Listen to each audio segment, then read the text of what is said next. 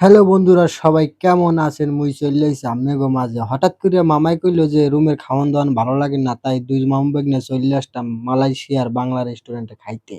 আইয়ে দেখি যে অনেক পদের খাওন আর খাওয়ান। আর কোনটা থুয়ে কোনটা খাই কিছুই ভালো লাগছে না। মামাই আছে অনেক টেনশন, একটু ভাবেও আছে। একটু প্রেম ভাব মামার গায়ে দেখে আমারও ভালো লাগে। হ্যাঁ? অবশেষে আমরা ভাতের অর্ডার দিলাম। ভাত আইয়ে পড়লে মামি আবার দেখাইলেন যে মামাইও আছে। আমার ভিডিওর মধ্যে ওই যে মামাই আছে খালি মোস্তাবায় খাওয়ার লাগিয়া। কোনো সমস্যা নাই। আমি আর মামায় বইয়া রইছি।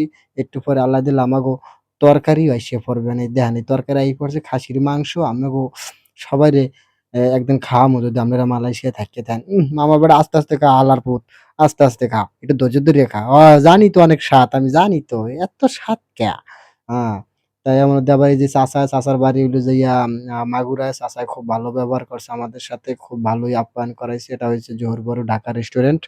তা অনেক খাইলাম। খাওয়া-দাওয়ার পরে অবশেষে এখন আমাদের বিল পে করতে হবে। তো আমরা চইলা গেলাম আ কাউন্টারে বিল পে করার জন্য। কাউন্টারে যেয়ে দেখি যে কাউন্টারে মানুষ নেই। তো একটু পরে যেই ছেলেটা আসছে কাউন্টারের ম্যানেজার, ও আসার পরে একটু হিসাব করে আমাদেরকে বলল যে, "ভাই আপনাদের এই কয় টাকা বিল হইছে?"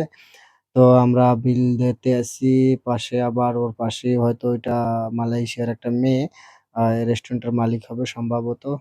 তো মামাই আবার চশমা-টশমা লাগাইয়া টাকা দিতে আছে। আমি আবার একটু ভিডিও করে দেখাইলাম। যেহেতু রিঙ্গিত কোনো সমস্যা নেই। হ্যাঁ? তখন আমরা বিল-টিল দিয়া আল্লাহ যদি বাঁচায় আমরা চলে যামু বাসায়। আর আপনারা যারা এতক্ষণ মগো ভিডিওটা দেখছেন আপনাকে অসংখ্য ধন্যবাদ। কি লিগে জানেন? মোর ভিডিও দেখার লাইগ্যা আন্তরিকভাবে শুভেচ্ছা ও অভিনন্দন।